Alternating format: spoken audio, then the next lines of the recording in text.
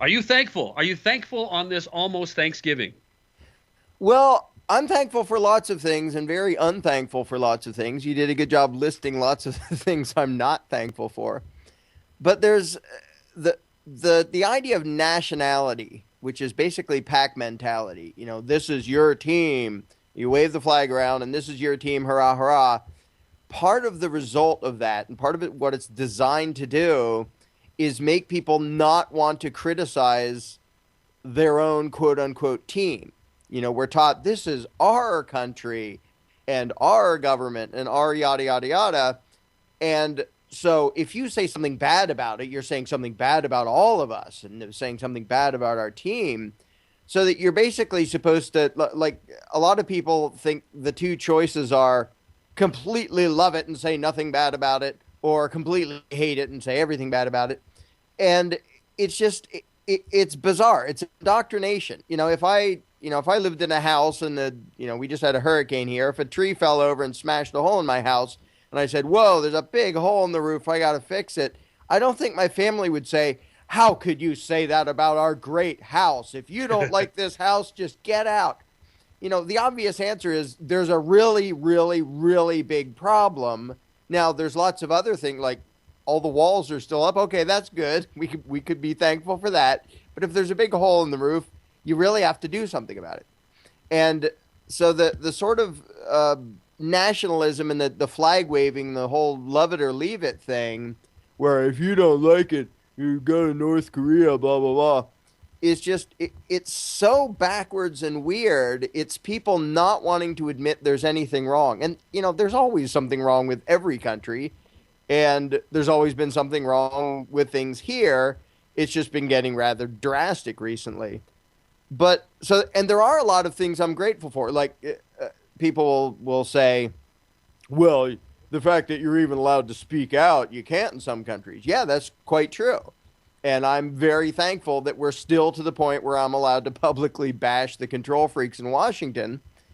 But the logical conclusion of that isn't to not bash them. Oh, I have the freedom to do it, so I won't do it. I'll be quiet because somebody else has it worse. Right. And the team mentality often comes down to that. Is people point over, Red China or Korea or something. Well, they have it worse than us, so don't say anything's bad about what's going on here. Which is just so, again, it's like, if my neighbor's house completely blew away, that isn't a reason for me to not point out, hey, a tree fell through my roof. Just, it's a big problem, fix it.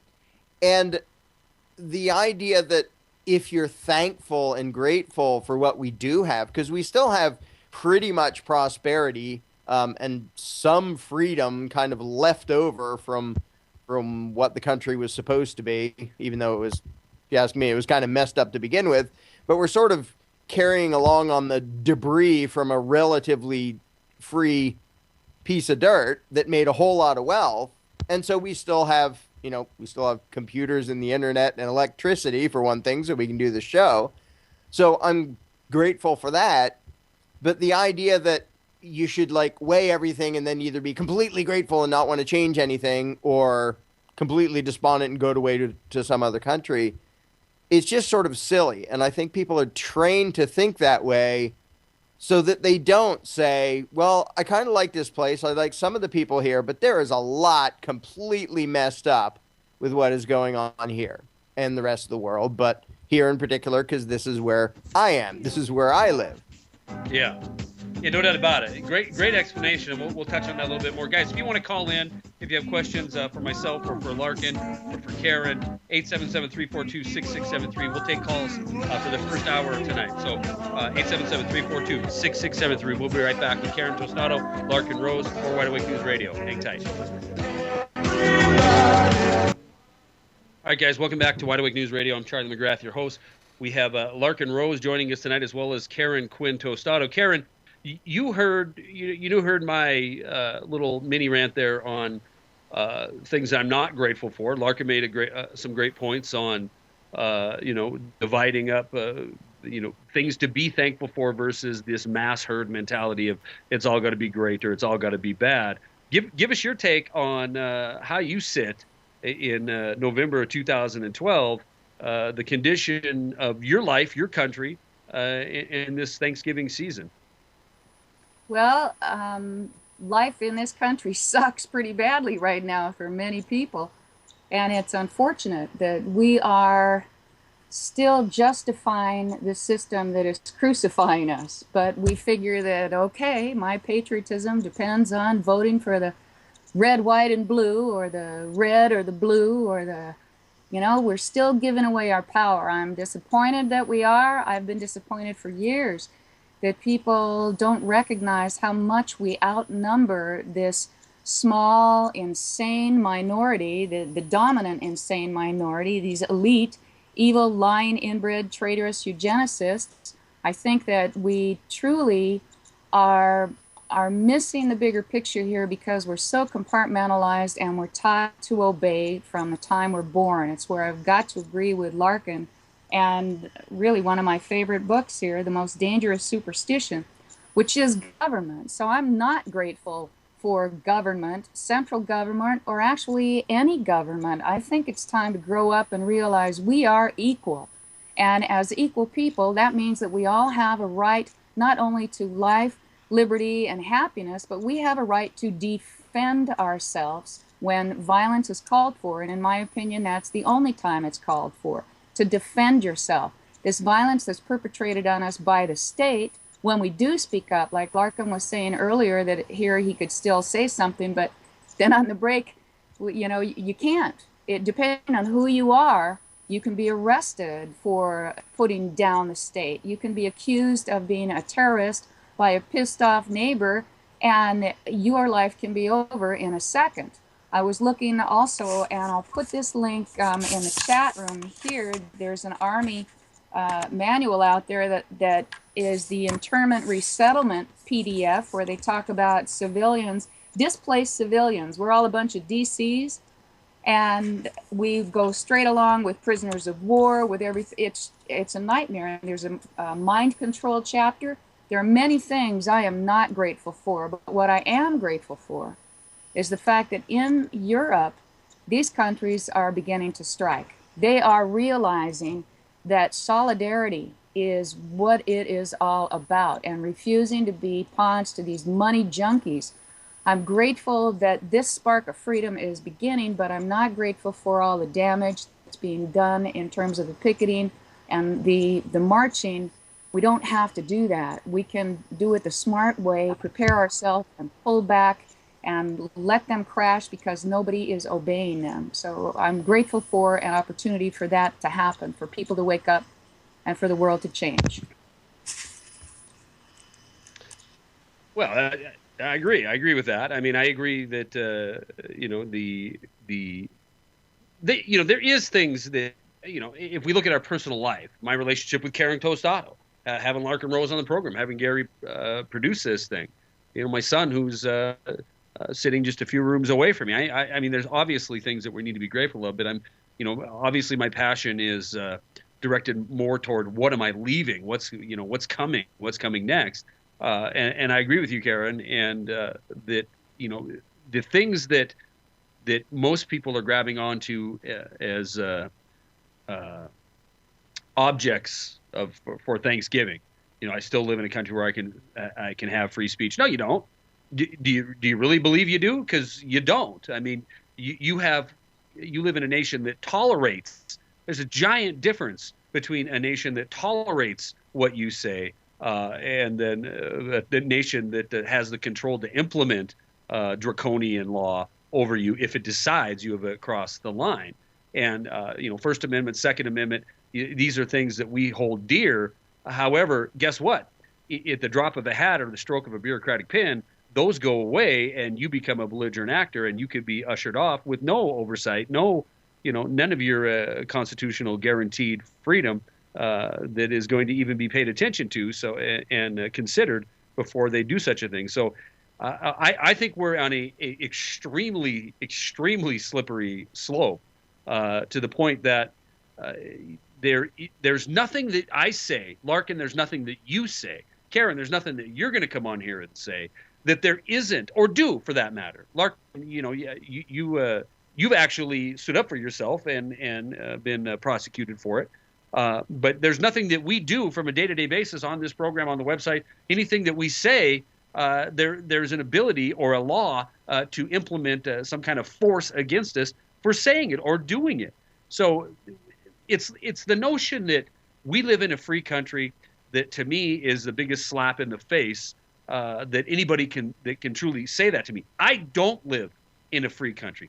I live in a nation that tolerates, that has this facade of a constitution out there to point their finger at. But the truth is, they tolerate what I say. And as soon as they feel that they no longer need to, or I am a threat to this power structure, then I am done away with. And there is a so-called, air quote, law in place to handle people that are willing to step up and speak out.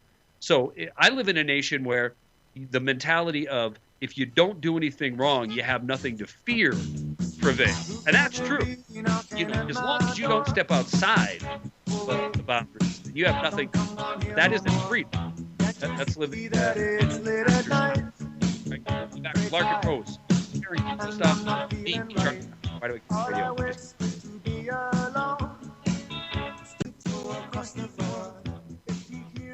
Guys, welcome back to Wide Awake News Radio. I'm Charlie McGrath, your host. We continue with Larken Rose and Karen Quinn Tostado. And Gary, he's in there in the background. He's interjecting his wise, sage comments and statements during the break. And we were talking during the break about, the control elite. Who are they? Who are the control elite? And Gary made a point. If you know who's in control, because they're the ones that you cannot go out and start talking smack about. Start talking. If you start talking about them, you're going to disappear. And Karen brought up the statement or brought up the notion that we don't even know their names. And Gary rightfully said, if you knew their names, that means they're not in control. They're not in power. And I think a lot of that is true. Larken, you made the statement that the greatest way to ensure your power is to never let, I'm paraphrasing here, never let anybody know that you have it. And I do believe, Larken, that it goes to the divide and conquer mentality. Like, here's an example. If I go to Drudge right now, I'm still watching and reading headlines. Now, of course, Drudge doesn't write these headlines. He's an aggregate. He pulls mainstream media stories. So it's a good source to go, see what the mainstream spin is on everything. I'm still reading stories that are trying to divide and conquer the nation over the election, voting for Obama. Families who voted for Obama is keeping them apart on Thanksgiving. This is one of the headlines. So on and on and on, we are inundated with these propaganda pieces that are meant to keep us, I'm supposed to be pissed at Karen Tostado because she's lived a different life than me. And sorry, Karen, I'm supposed to be mad at her. Because I've been in the business world my whole life, and Karen hasn't. She's a musician. I'm supposed to be, her background is in music. So I'm supposed to think she's a flaming liberal, and she's supposed to think I'm a crazy neocon, and we're supposed to hate each other, and we're supposed to not see eye to eye on anything. And as long as Karen bellies up to the blue punch and I belly up to the red Kool-Aid, guess what? That's exactly what's going to happen. We'll never really know that the financiers, the money masters, the money changers are the same for both teams, but we'll fight amongst ourselves instead. Well, I'm a moderate because I've run a business and I'm a musician. Oh, there you go. You're right in the middle. Exactly. What most people totally fail to see is that all of the power of the tyrants comes from us, and it's actually us excluding the people on this show right now, but us, the people in general, falling for the tyrant tricks. We give them their power by playing the games they want us to play. Running into the booth, and half of us say, I want my guy ruling the world, and the other half says, well, I want my guy ruling in the world, and whichever one gets in, they extort and forcibly control all of us. And people, even a lot of people who see that there's something horribly wrong, and they're out there voting for the lesser of two evils, even though they're identical twins, voting for the lesser of two evil identical twins. And but even then, most people point at Washington and say something has to be done to that thing to fix that thing. We have to get the right guy on the throne. And they fail to understand that we're the ones who give them all their power by imagining that they have power, not just by voting for them, but by imagining we have an obligation to obey. And I often use the example, if tomorrow everybody woke up and had forgotten selective amnesia, they didn't know what the IRS was anymore. They suddenly didn't know what an income tax was. Suddenly, there wouldn't be an income tax. Like, it exists only because 100 or 200 million people feel an obligation to go along with it because it's called law and taxation and yada, yada, yada. Literally, the tyrants, if nobody felt an obligation to pay any attention to them, they're just gone. You don't have to, like, go blow them up or anything. You just ignore them out of existence. But instead, most people play this stupid game of we all worship the throne and then we bicker about what the guy on the throne should do, which puts us at war against each other constantly. Well, I want to tax you for my military. Oh, yeah? Well, I want to tax you to help the poor. Oh, yeah? Well, blah, blah, blah. I want to outlaw your guns. Well, I want to outlaw your pot. We're the ones who give them all their power by being stupid enough to play the game of statism and pretend we have an obligation to. I mean, it's a few hundred people. They're not good people. They're not competent people. It's a few hundred people bossing around 300 million, and we obey because we believe the most ridiculous lie in the world, which is the notion of authority in government. The idea that somehow 300 million people have some moral obligation to pay tribute to a bunch of crooks in D.C. or the state capitals or whatever.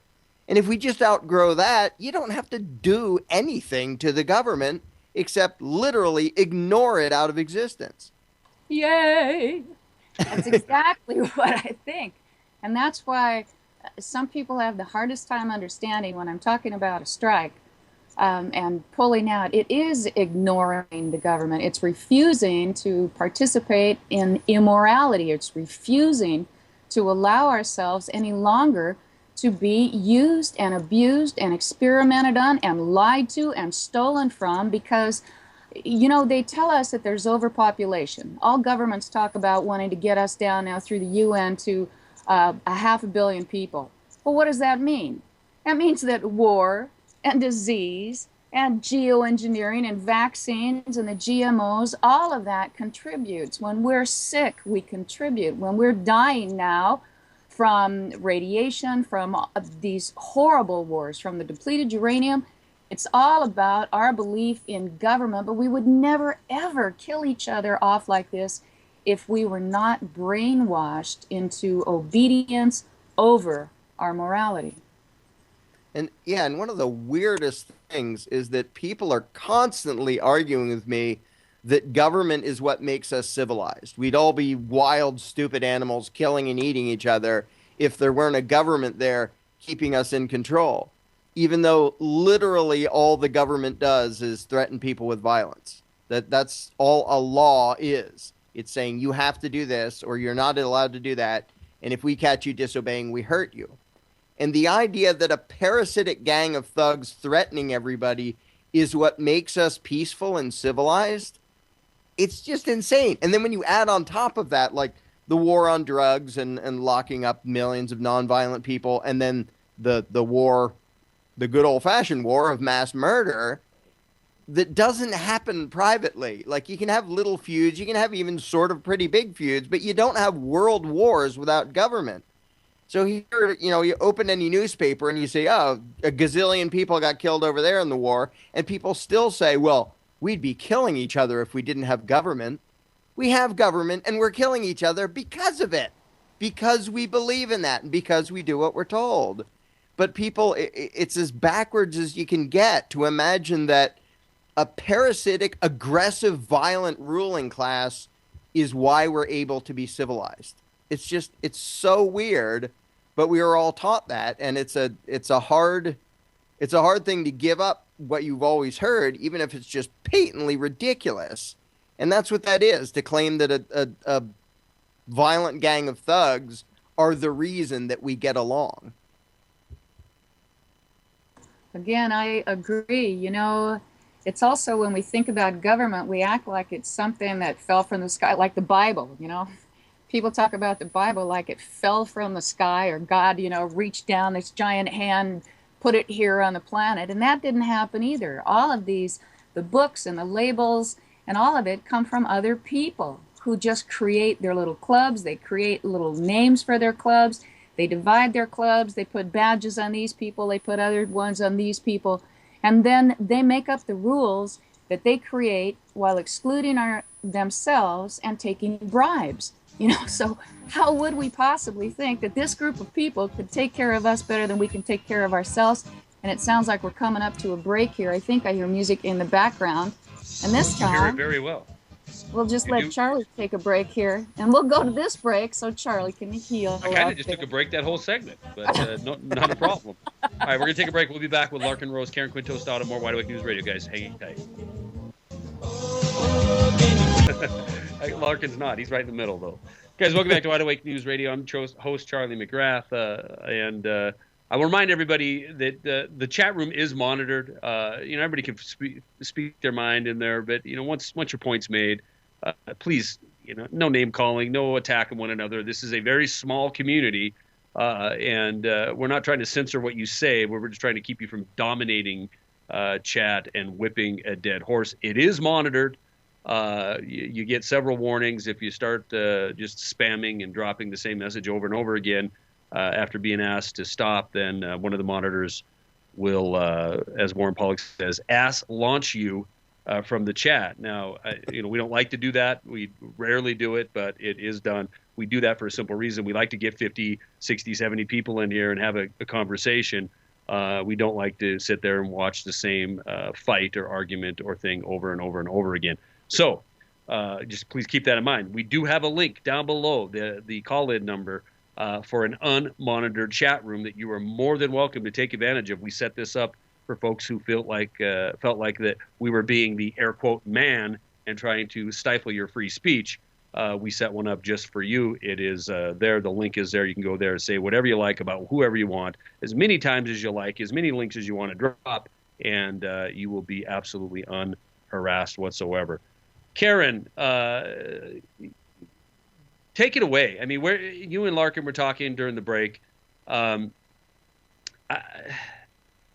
We are the very, very, very many, and Larken, you're right. They are the very, very few. I did put the video of the dot, which was brilliant.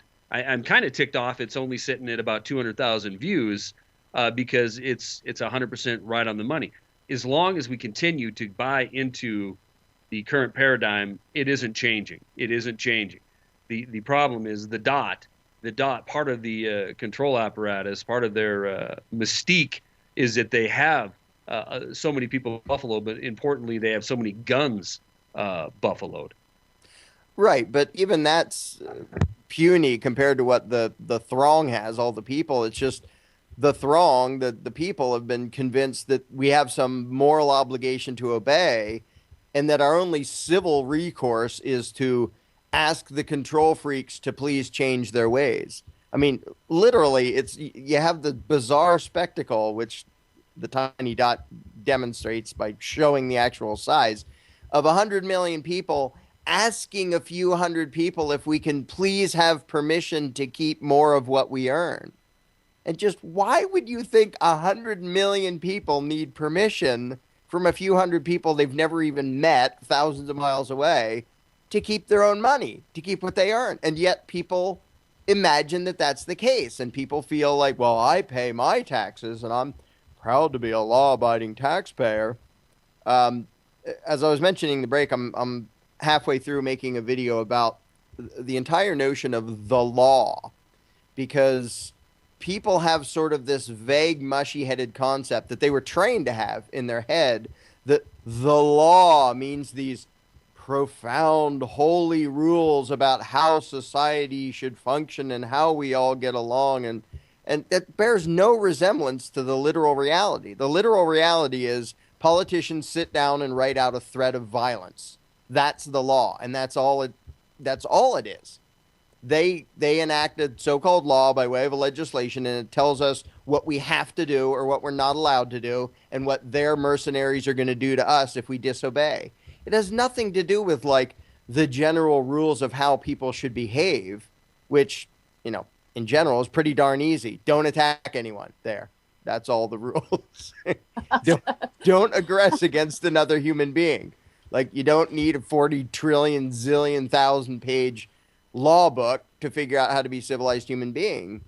But people confuse, and they're trained to confuse, but people confuse arbitrary threats from politicians with how people should behave to be civilized and moral.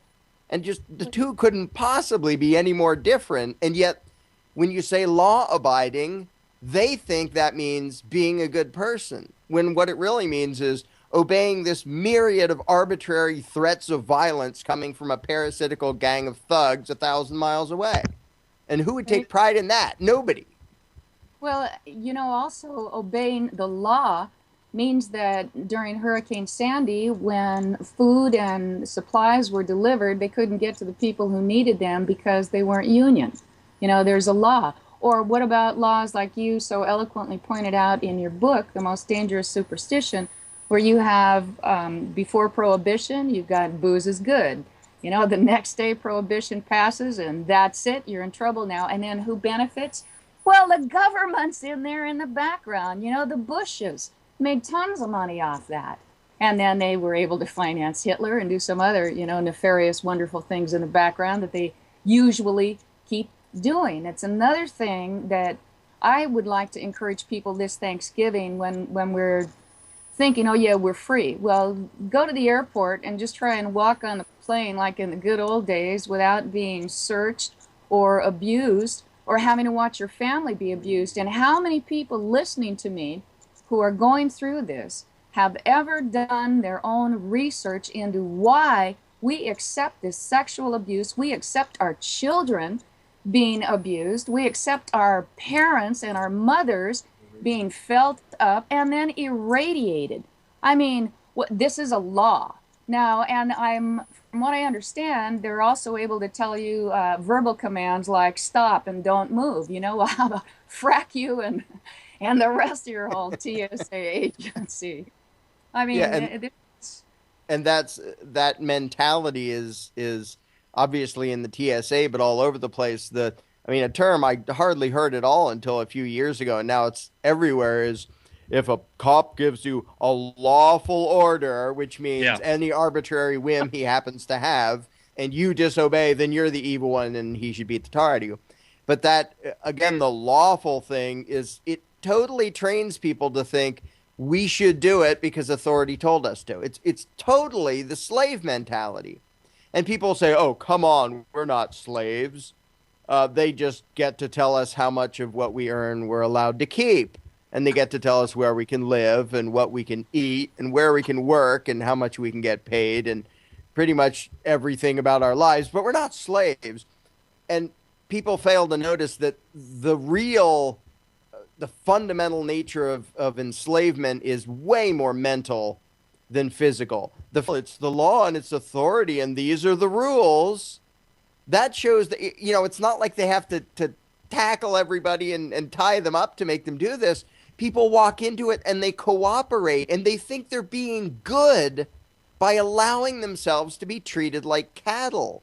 And they don't realize that the enslavement is mostly inside their own heads. If this was a country of people who actually understood freedom, they would all say, I'm not flying till you stop doing that, and you're going to stop doing that next week, or the entire airline industry is going to crash, because none of us are going to buy a ticket to come be treated like an animal. That's where a strike could be so very effective. And also, I want to challenge listeners to look at the rate of criminals and crimes committed by these people who are working for the TNA, which is really what it is. It's TNA. Come on, step up here. I'm a big fat slob. I can't get a date, but honey, am I ever going to have fun with you? I think that you're a terrorist. Step in the back. I see something suspicious there. And the fact that people go along with it. It's the same thing if, a cop pulls someone over. Can I search your car? The fact that anybody would ever say yes is just, it's a sign of mental enslavement. No. Like, first of all, if I had a dead body in the back, I'd probably say no. But since I don't, and I'm minding my own business, of course you can't rummage through my stuff. And you can't even stop me, and you can't ask me anything. Go away, you fascist pig. And if people of the country actually believed in freedom, that tyranny would last 2 seconds. And either it would be forcibly resisted or just passively resisted, and we just say, no, we're not playing this. And people don't get that by going along with that. I mean, at our old house that the bank's in the process of stealing, they used to do a sobriety checkpoint out in front in the middle of the night with these big glaring floodlights where they stop everybody and say, have you had anything to drink? Oh, no, sir. And people just timidly go along with it instead of saying, why on earth are you stopping me? You have no reason to think I did anything wrong. Stop treating me like cattle, you fascist pig. And if literally every driver who said that, who pulled up, the cops would leave after one day and say, we don't really like doing this. And we're a little bit scared. It would be impossible to do. They wouldn't be. You wouldn't be able to do it. I mean, the Viper checkpoints, the sobriety checkpoints, the TSA. You wouldn't be able to do it. I mean, I'm not talking a majority, a very, very tiny minority. If they said, you know what, even if they just said, I'm not going through your naked body scanner, right? You're not putting me through that. So forget about it. You're going to grope me. Even if 5% of the traveling populace said that, guess what? The airlines are out of business because nobody's getting on a plane. Right. Yeah. All of the power of the tyrants comes from the cooperation of their victims. That's right. One of the most depressing examples, in case anybody needs to be depressed right before Thanksgiving, is, which I mentioned in The Most Dangerous Superstition, is imagine if in Nazi Germany, just because it's the cliche example everybody knows, Nazi Germany, let's say everybody, all the victims who were killed said, I'm not even going to lift a finger to resist. I'm not going to fight you at all, but I'm not going to walk to the cattle cars on my own feet. You're going to carry me. Now, you can shoot me and carry me, or you can carry me while I'm alive. I'm not even going to resist. I'm just not going to use my energy to help you victimize me. If they had just done that, it literally would have saved millions of lives. If they just didn't help the bad guys hurt them. And it's the same thing in this country. If we just stopped helping the tyrants and the parasites and the thugs, if we stopped helping them victimize us, they're done. They have no power. But most people feel obliged to help themselves be victimized. That's right. That's right. And we're going to talk. I want to talk a little bit more about the tools used to help people be obliged to be victimized on the backside of this break, or on the backside of our long break in our second hour. And Larken, I certainly want to touch on your new book, your new project you're working on, or your new video, that you're working on, and then talk about your site a little bit more as well, and some of the work you're doing. Because if I don't, I'll be trying to cram it all in the last 5 minutes of the program. Guys, we are gonna do our long hard break. And we'll be back in about 8.5, 9 minutes. Larken Rose is our guest, along with Karen Quinn Tostado. Larken's website is larkenrose.com. Karen Quinn Tostado's website is wideawakenews.com, Wide Awake News Radio. All right, guys, we're going to be back in just a few minutes. Hang tight.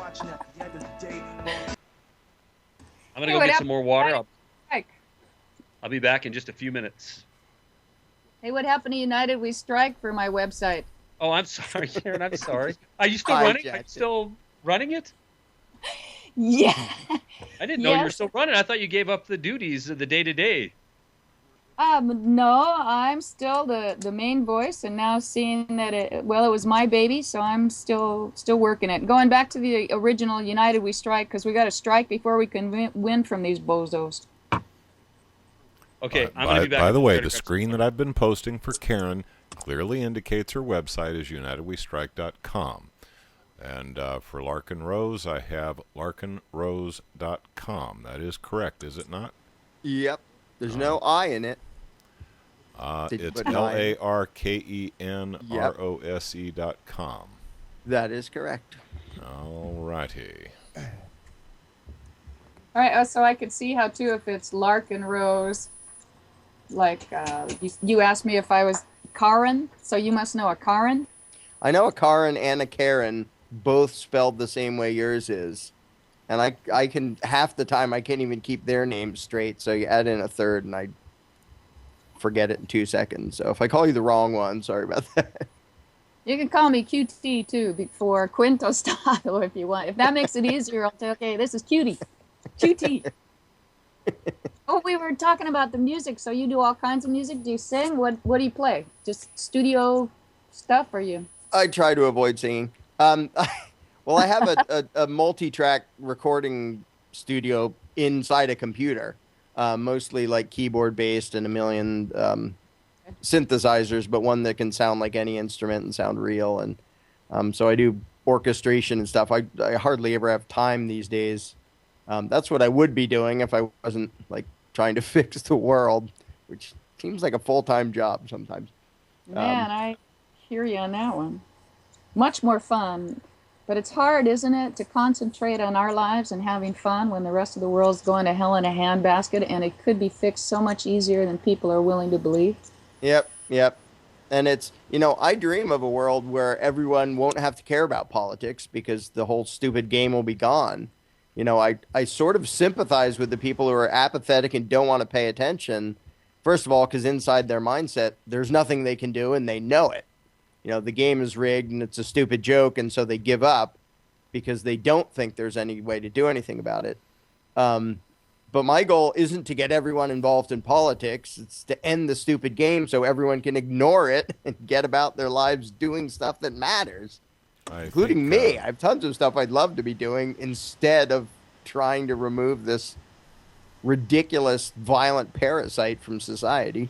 I think we underestimate the number of people who are fully aware of what's going on, really would like to do something about it, but they're hanging on by the skin of their teeth to their little piece of the matrix. They've got their job, they've got their car payment, they've got their mortgage, they've got kids in school, and even though they're well aware that it's not quite the world that they were promised growing up, they're scared to death to let go of the illusion that they hold dear. So there's a lot of people out there who are living in quiet desperation.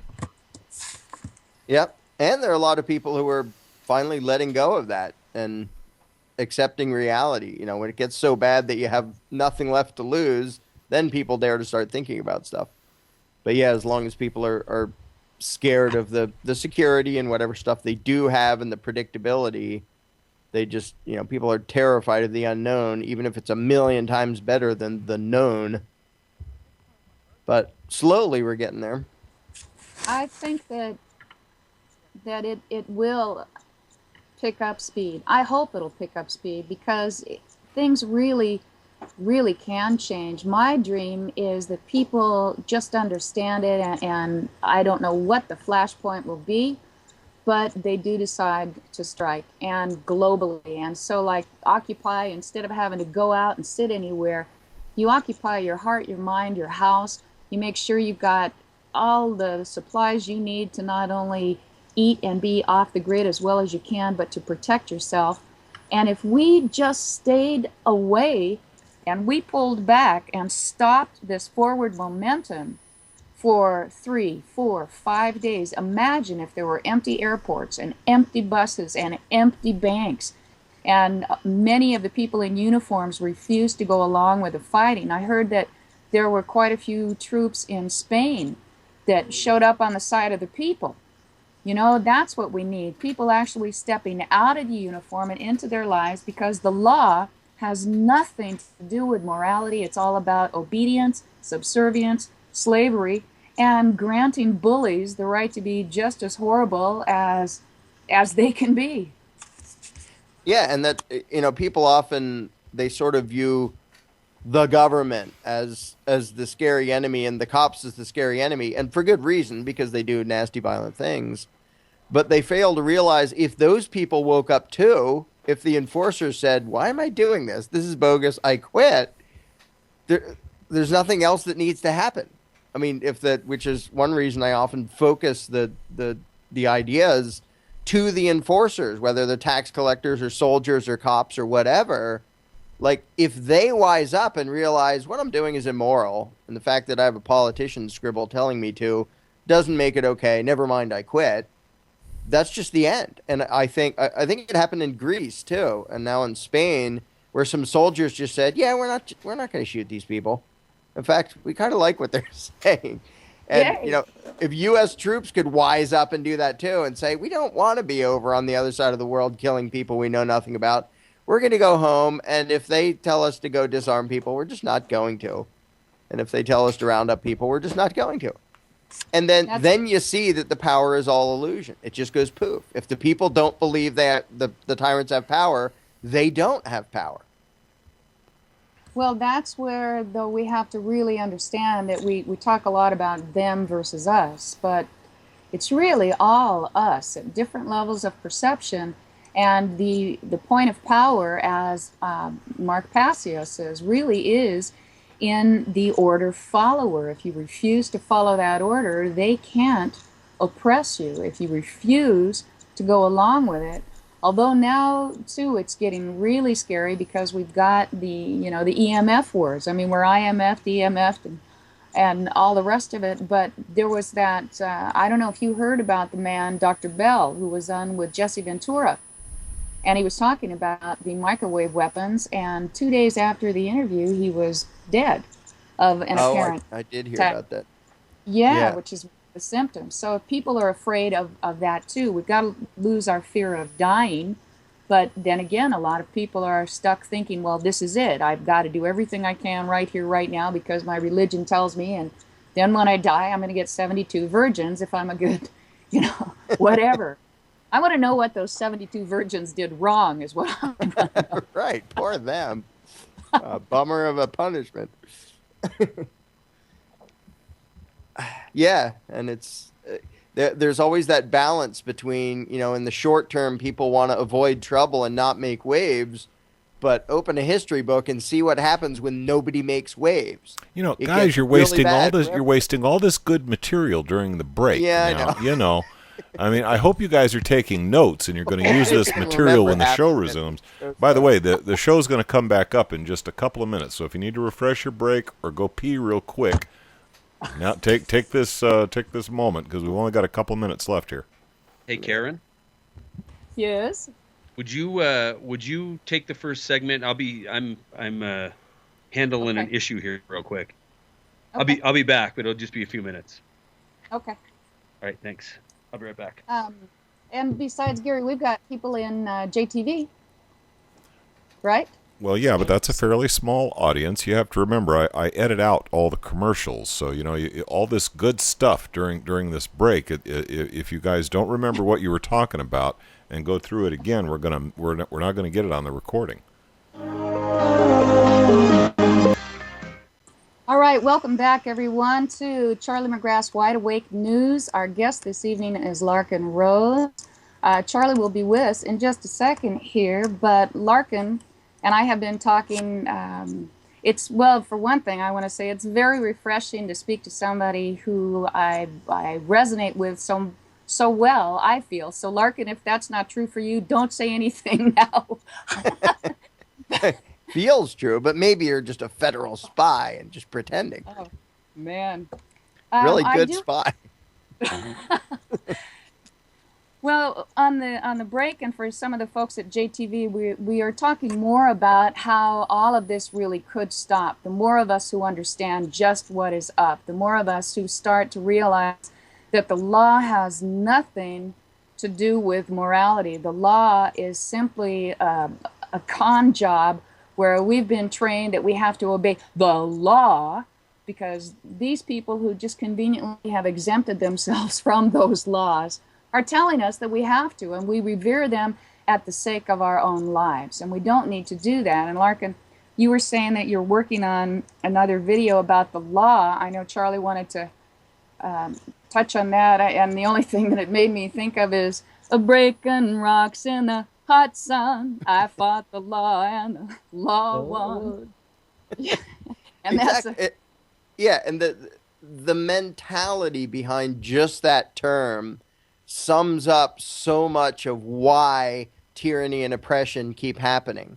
And we were talking over the break for a second about the role that the enforcers play, because they're people too. Sometimes it's easy to forget that when they're hidden under riot gear and acting like animals. But in theory, there are people under there.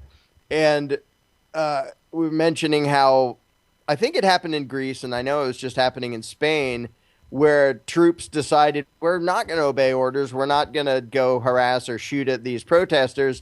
In fact, we might just join them because we think they sort of have a point. Now, totally aside from what the message was or what the protest was or anything like that, if the enforcers of the tyrants, if it ever occurs to them that they're the bad guys, that they're doing the wrong thing, and that it's not okay to say I was just following orders, the Nuremberg defense is not okay. It wasn't okay for the Nazis. It's not okay for U.S. cops to say, well, it's the law, I have to do it. If they wise up, the whole problem just evaporates without any revolution, without any nasty things. If the hired enforcers of the tyrants just walk away and say, I'm not going to do this. I'm not going to disarm people. I'm not going to round people up. I'm not going to steal people's houses. I'm not going to arrest people for having a demonstration. I'm just not going to do it. If all the enforcers do that, that's the end. And that's a really easy way to see that the tyrant's power is completely from mind control. Because if their enforcers one day say, yeah, I don't buy this anymore. I'm not doing this. This isn't right. What's left? A handful of politicians saying, you must obey me. And nobody cares. Nobody even hears them. Nobody pays any attention. That could very easily happen if the mercenaries would acquire a heart and a brain and start thinking about what they're doing. And go ahead. Well, I agree with you there. They have been, though, they're initiated through trauma-based mind control. You got boot camp. I mean, men in the service, at least, okay, so I'm not a man in the service, but according to my husband, and I believe him, you've got to be stripped of all your individuality, of your morality, of your ability to do anything other than obey.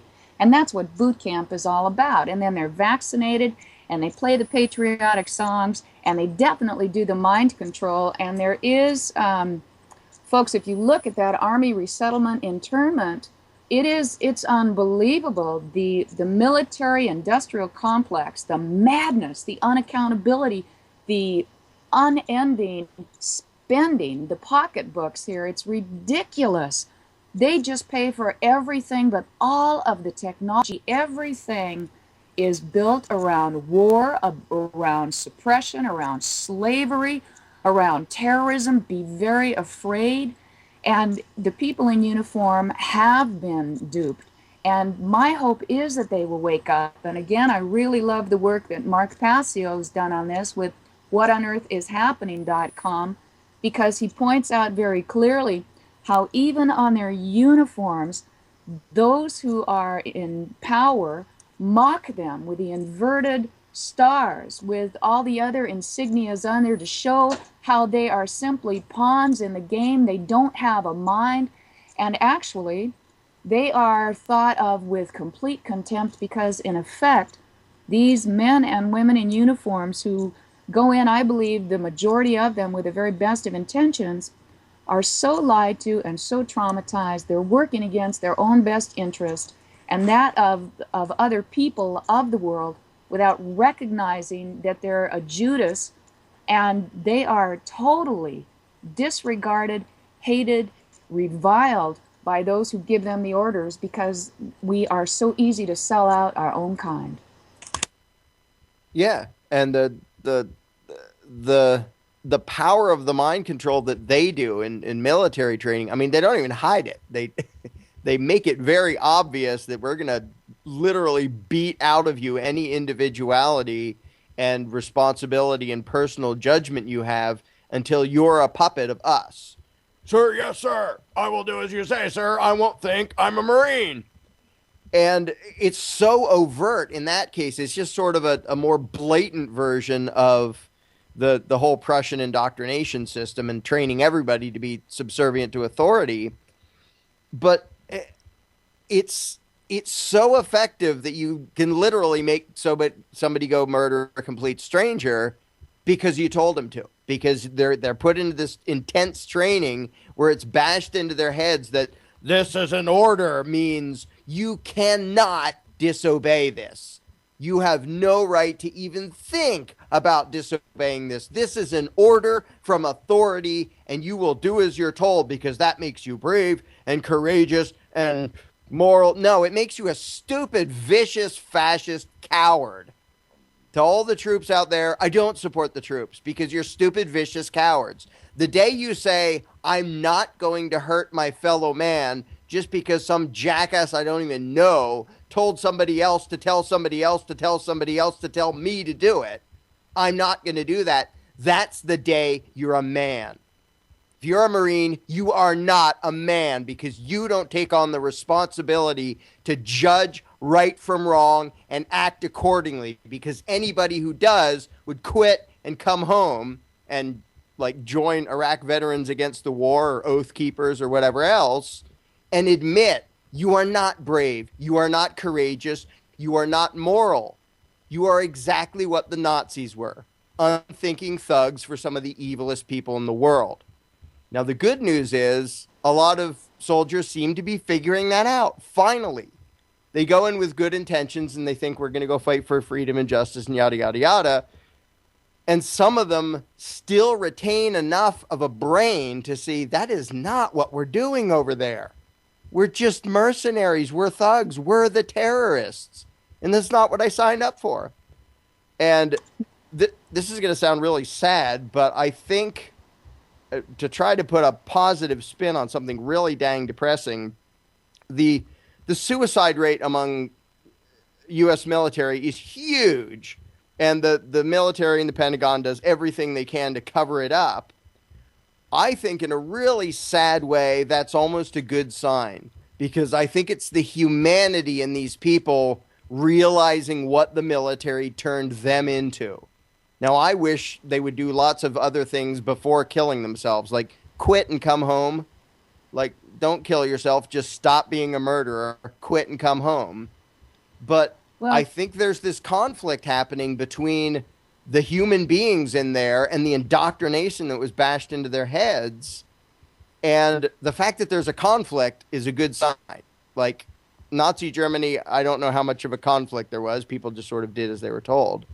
So the troops seem to be, some of them, starting to turn into human beings again. Despite all their training to make them into unthinking drones, they're starting to be human again.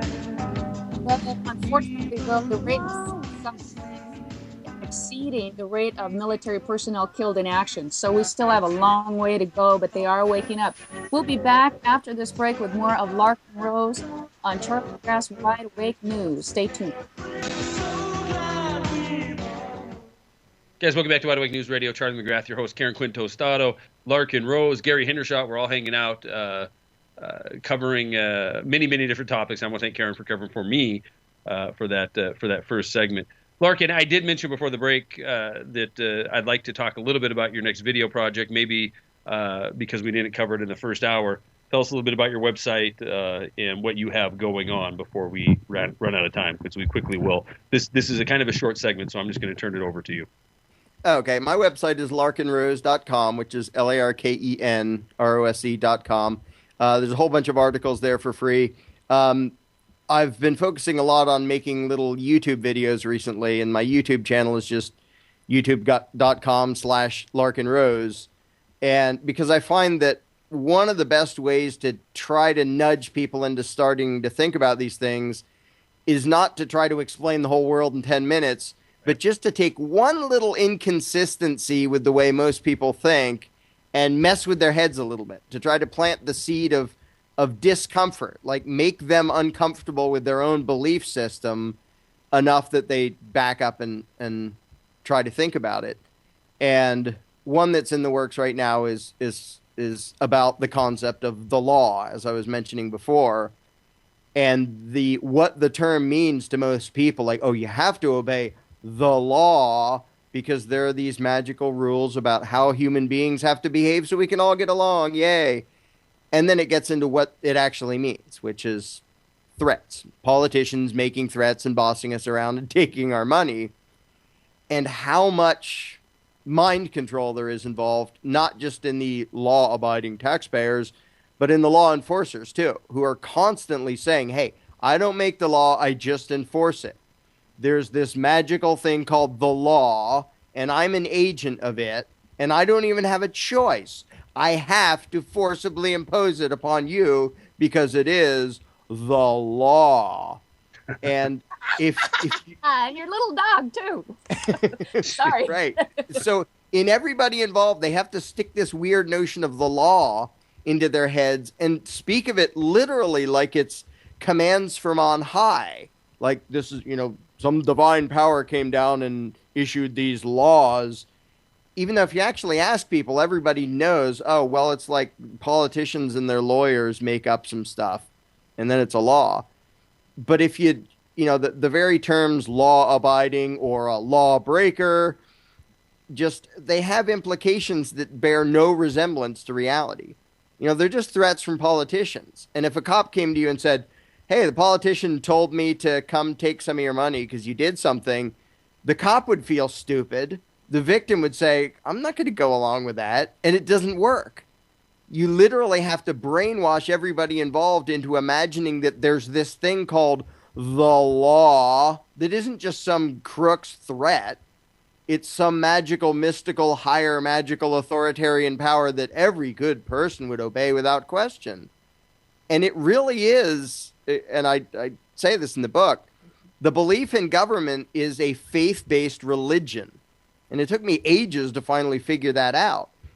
It's not the result of like rational thought applied to evidence. We're taught to believe that there's a superhuman thing called government with rights that human beings don't have, with an exemption from morality, that has the right to issue commandments, and if we disobey, that's a sin, and we will be punished. And if everybody involved accepts that lie, including the enforcers, works really well for the tyrants. If nobody involved falls for the lie, the tyrants are out of a job. They have to go do something useful to get a paycheck. But the power of just that concept of the law, like if you ask people, are you a law-abiding citizen? Oh, yeah. They don't even know what that means. Nobody even knows what all the laws say. But this reverence for this thing that isn't even real, it's just a threat. They just sat down and wrote a threat. It's like if the Bloods and Crips say you're going to give us this much of your money or we break your kneecaps, people wouldn't go, wow, that's the law, and I'm proud to be a law-abiding taxpayer. They would say, oh, I'm being threatened, and maybe I'll go along if I think they'll hurt me if I don't. But I sure as heck don't have an obligation to. I'm not proud that I'm, bowing to the threats of these crooks. But so the entire concept of the law sort of sums up the delusion of statism as hallucinating that there are these superhuman things that we have an obligation to bow to and obey. And it's a really weird psychological thing once you escape it and look back at it. Because I was a law-abiding taxpayer for years and years and believed in law and order and government and authority and all that stuff. And looking back, I just think, wow, why on earth did I ever fall for that? It's such a weird idea that there are these people who have the right to boss around millions of other people in any way they want. We'll tell you you're not allowed to smoke a plant, and if you do, we'll stick you in a cage for years. And it's the law. Now, the law, you're allowed to have a beer, but if you have a joint, you get to be in a cage for 5 years. The law. All right. Well, definitely. And I want to talk a few examples of enforcers. And a couple things I want to touch on that you covered in that, because you're absolutely right. It is the ability to enforce this religion that is the problem. And this is what we need to focus on with our friends that are in law enforcement. We're going to be back with Larken Rose, Karen Quinn Tostado, more Wide Awake News Radio in just a few minutes, guys. Hang tight. Welcome back to Wide Awake News Radio. Charlie McGrath, your host. Larken Rose, LarkenRose.com is his website. Larken Rose on YouTube. I'm assuming just go to YouTube, type in Larken Rose. I tell you what, go to his website, LarkenRose.com, watch one of his YouTube videos, and you can subscribe through that video. And Karen Quinn Tostado is also joining us.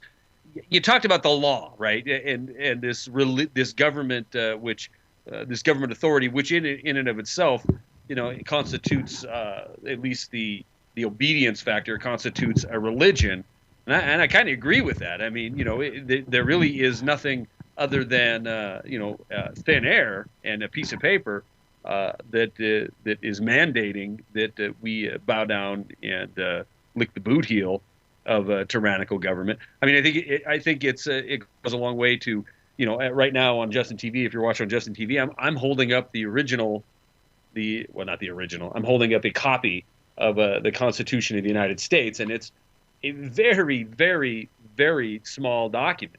And it was very limited in power, and the founders, I believe, understood that the only true representative government is limited government that has very, very limited power, and anything that was not enumerated, anything that was not written in stone, written into the Constitution, wasn't power that they had. It wasn't power that was given to them by the people, and it was reliance on self-governance and freedom. And what we have now, the law, the code that governs this nation is, I can't even guess to imagine the volumes and reams that it would fill in just something like the IRS code. So it is a religion that you have to somewhat buy into in order to sit back and be victimized by this in a lot of cases unconstitutional power that has been taken from the people and given to government. The argument you brought up with your in that last segment was when you hear somebody like a law enforcement officer talk about, hey, I don't write the laws, I just enforce them. You better get used to hearing that, because over the last couple of years, I've heard it more and more and more, especially with a lot of these Occupy Wall Street videos where they're going out to try to keep people in their homes from being evicted. You see these confrontations between, I believe, righteously upset individuals and law enforcement. And inevitably, you hear that line: "Why are you doing this? Why are you enforcing banker law?" And it's, I'm not doing anything. I'm just trying to do my job. I don't write the law. I just enforce it. I just uphold it. Well, in a way, Larken, that's a massively huge cop out and a very dangerous attitude.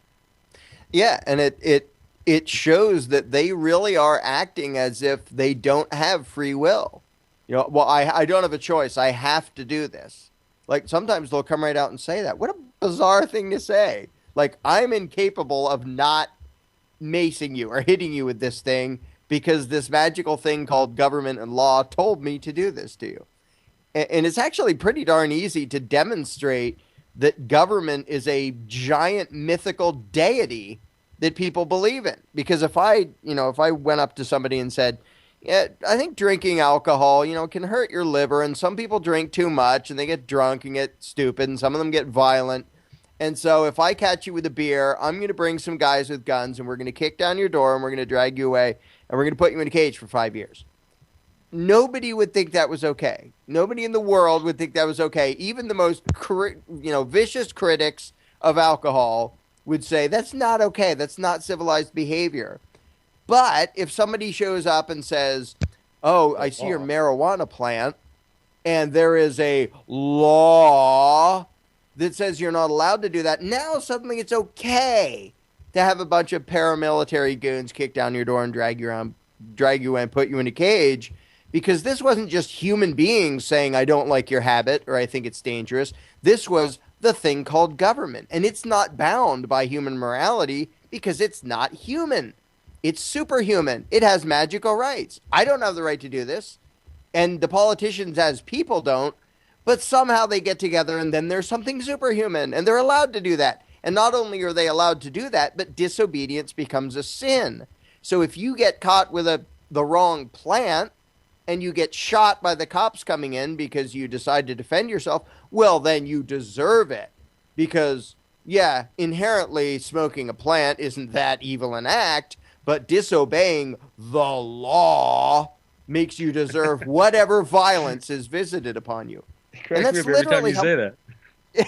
That's just literally how law. most people think. The law. And people even say it that way. Like it's some powerful, magical thing.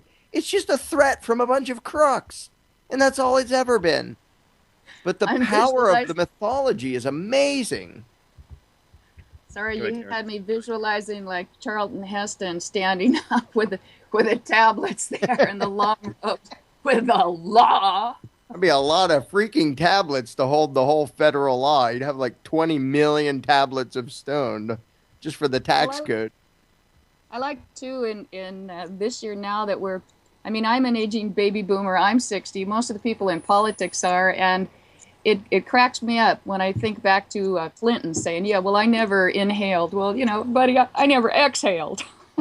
You think that some of those guys will just cop to the fact that, yeah, they smoke pot. And also, what we don't do with our politicians that we revere so much, we don't look into their backgrounds. We don't look at really the criminal crooks they are, who are all war profiteering, which is treason. I mean, we are letting them get away with the worst type of behavior. And it brings me back to the movie Spartacus, who was an actual slave in the Roman Empire, and for wanting to be free. And when they finally busted him, they crucified 6,000 people on the road there to Rome. And I think to myself, man, you talk about slave mentality. Those soldiers are just as much of a slave as the people they were crucifying, because even soldiers deserve a life. Well, you could be off drinking a beer and having some fun with a woman that you love instead of banging nails into somebody's hand and acting like a total ass. I mean, we all deserve lives. We all could really step into the 21st century and seriously grow up, stop obeying, and also understand that when all of us understand we are equal, we can defend ourselves. We don't have to wait and make a phone call hoping some bozo in a uniform is going to show up in time to save us, when that never happens either. It's all such a big farce of force. I'd say that's very good. And you said it right, too. And the power of the indoctrination is just amazing inside the heads of the enforcers and the obedient. And people just don't see it. Like, I often sum up what I do is I go around telling people they should be free, and most of them tell me they shouldn't. And they complain when I say, you should be free. You should make your own choices. You should run your own life. You should spend your own money. Explain that a little bit, because I like that argument. You tell them they should be free. And they say, no, I shouldn't. They don't usually say it in those terms, but basically I'm saying, it's not okay for those guys in Washington to threaten to cage you if you don't give your money to them. And they'll say, well, we need taxes, which means it is okay. It is okay that somebody's forcing me to hand over my money for something I find despicable. And that's really what most people argue when they believe in statism, in government. And isn't it interesting? Isn't it interesting? Again, this is how this control is maintained, at least through the current two-party political system and the mainstream media, that the debate has been taken away on truly meaningful items or agenda for the people of this country. The debate, like on taxation, for example, you don't hear anybody talking about the illegality of taxation. You don't hear anybody talking about how it's corrupt, it's wrong, and it's stealing. And the people you do are monikered and marginalized, and you never hear from them again. I'll continue this thought after the break. We're going to be back with Larken Rose, Karen Quinn Tostado, or Wide Awake News Radio. Hang tight. Okay, guys, welcome back to Wide Awake News Radio. I'm your host, Charlie McGrath. I want to thank Larken Rose of larkenrose.com, LARKENROSE.com. For joining us for 2 hours tonight. I greatly appreciate you coming on here and sharing your thoughts and ideas with us. And, of course, Karen Quinn Tostado for hanging out with us as well, mainly backing me up because I'm still in recovery mode from my situation. Hopefully by Monday we will be We will be having rebroadcast tomorrow night as well as Friday night, and be back live on Monday. And hopefully by Monday, I'm back up to 100%. And of course, I want to thank Gary Hendershot, who's behind the scenes right now producing this, so we can put it up on YouTube later, as well as broadcast live on Justin TV as well. All right. So, what were we talking about before the break? I completely lost my train of thought here. No idea. Karen's. I think Karen sang a song, and I know I had a point I wanted to finish. And see, this is part of the this is part of the recovery process. My mind never used to shut down like this. If I only had a brain. Yeah. Well, I was talking about, I believe, we were talking about the fantasy of law, and when you hear this argument of by enforcement officer that that they're just doing their job, it really it is a sad state of affairs when you have people that are just willing to sit back, bow down, and take it. Obviously, when our nation was established, it was done with very, very strict limitations on the power of federal government. That has been turned on its head, and now it's like I said earlier in the first hour, that everything we do, we don't live in a free nation. We live in a nation that air quote tolerates people like us. You think you're free. You think you're free to say whatever you want, but there's a law. There's a law against everything.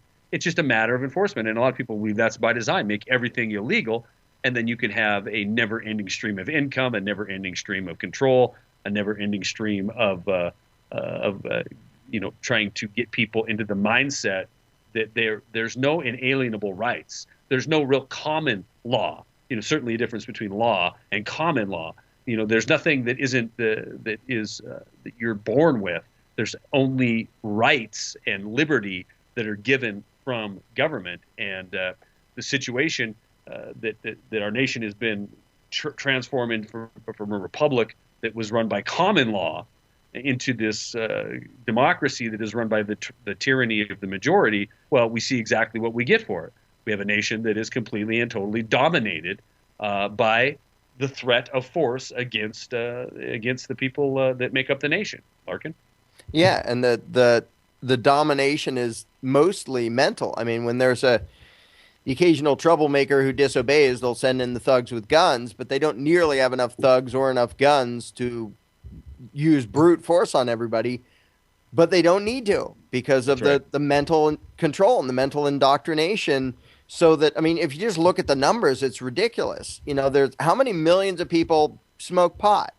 And I use this as an example in case anybody ever wonders. I never drank alcohol, and I never smoked pot, and I never did any other drugs, unless you count sugar or caffeine. I do that. But it makes for a great example, because there are millions of people who would like to smoke a joint, and they, even if they don't see anything inherently wrong with the behavior, they're scared because it's against the law, and there's a law that says don't do that, and there's a law that tells thugs with guns to go cage people who do it. And one of my favorite terms that comes up now and then is when people say, "Oh, you think you're above the law?" I say, yes, absolutely. And I think you are too. In fact, I think 7 billion people are above the law, because all the law is arbitrary threats from a bunch of crooks. But just that phrase and the way people say it, you can just hear the indoctrination. You think you're above the law. Like, why wouldn't I be? Like, there's a politician who made up a threat. I think I'm above that. Well, duh, of course I do. I'm above the carjacker who says, give me your car, too. Now, I might give him my car if he has a gun and I don't, but it's not because I feel beholden to his laws. It's just because he happens to have the upper hand at the moment. And if everyone viewed politicians and he's using the same thing as government. He's using the threat of force. Only in that case, he's standing there with his threat in your face. Right. And the reason he doesn't do a better job is he didn't do the mind control beforehand. He should have done a propaganda campaign for the whole town and said, the righteous, noble citizen will gladly give his car for the sake of society and fairness and order when I come around and say, give me your car. And apparently that's all the carjacker would have to do, and then call it law, and people would gladly give over their cars or whatever else he asked for, like they do with government. And the whole purpose of the video of the tiny dot is to show the tiny little amount of federal tax collectors there are in this country compared to the huge amount of victims of the federal extortion racket. And there is no way that many people would comply just out of fear of violence, because they outnumber their attackers like 10,000 to 1, 100,000 to 1 if you only count the armed attackers. And because only 2,000 IRS agents are allowed to have guns. 2,000 people cannot rob 200 million people unless they first dupe the 200 million into thinking they have an obligation to go along with it. Which is why the oppression and the tyranny is always 99% mind control. And then they call in the thugs for the occasional radical weirdo who says, hey, maybe I don't have an obligation to obey these crooks. But most people just go along. And it's just...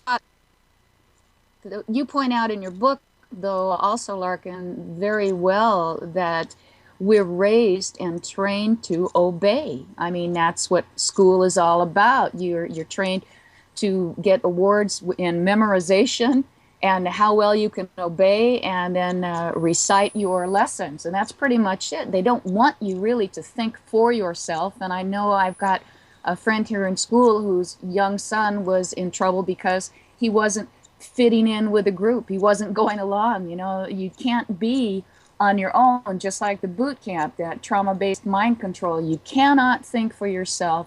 Do not step outside of this box, or something terrible will happen. And the thing that's terrible that will happen is that actually we'll all gain our lives back. You know, we only need clean air, clean water, healthy food, self-sufficient neighborhoods, and love. That's and really freedom. That's right. Freedom, freedom, freedom, freedom. Sorry. Calm down. You should be locked up for talk like that. You should. That's rabble rousing. That's a belligerent act you're committing there. Larken, we only have a few minutes left. Karen, we only have a few minutes left. Let me get your predictions here, Larken.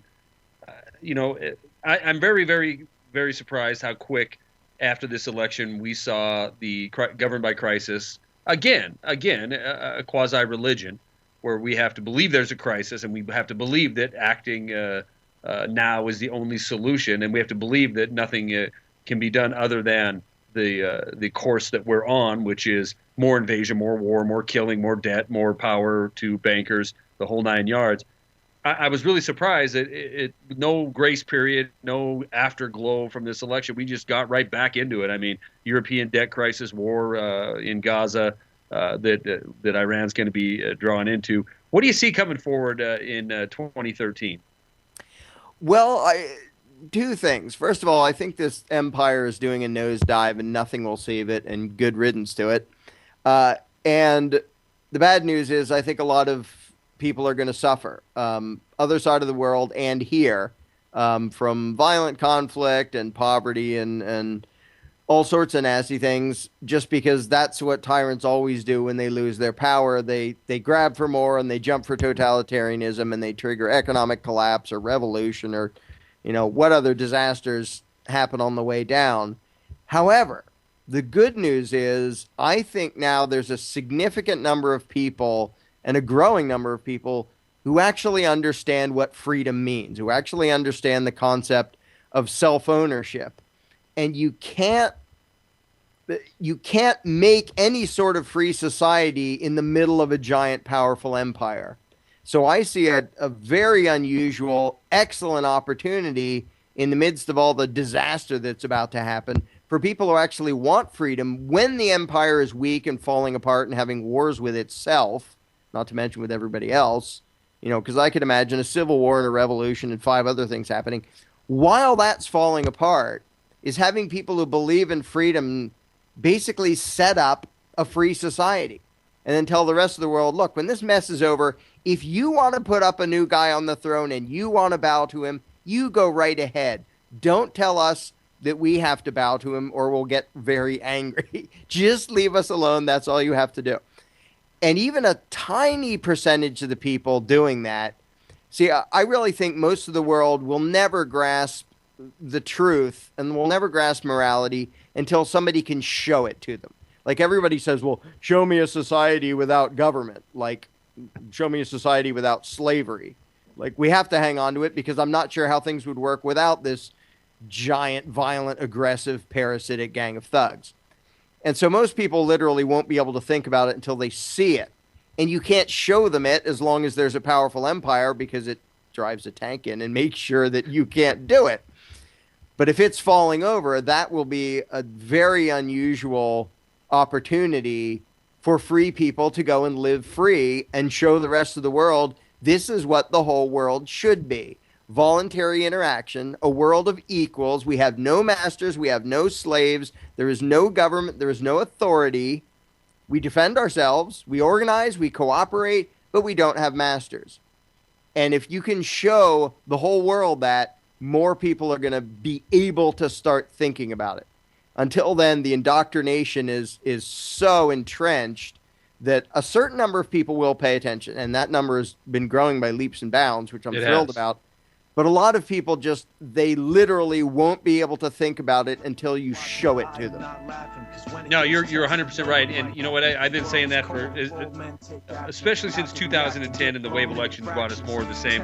I've been saying at this point, the greatest hope we have is this financial collapse, this political collapse to occur because there is more and more people waking up that are screaming freedom from the rooftops, that actions like that would occur, because the majority, the vast majority, are still just sucked into this system, and until the lights go out, until their Apple Card is upset, they're not going to even look around for an alternative.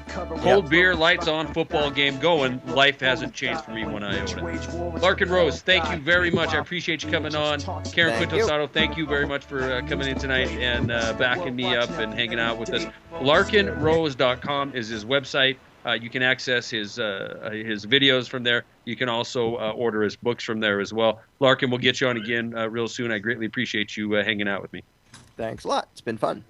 All right, man. Karen, thank you as well. All right, guys, enjoy Jeff Rince. He's coming up next. I just want to say real quick, I'm on his schedule to be on third hour tonight on Jeff Rince's radio program. I am not on tonight. I'm on the 29th third hour. All right, enjoy Jeff. He is coming up next. Have a good night. Peace.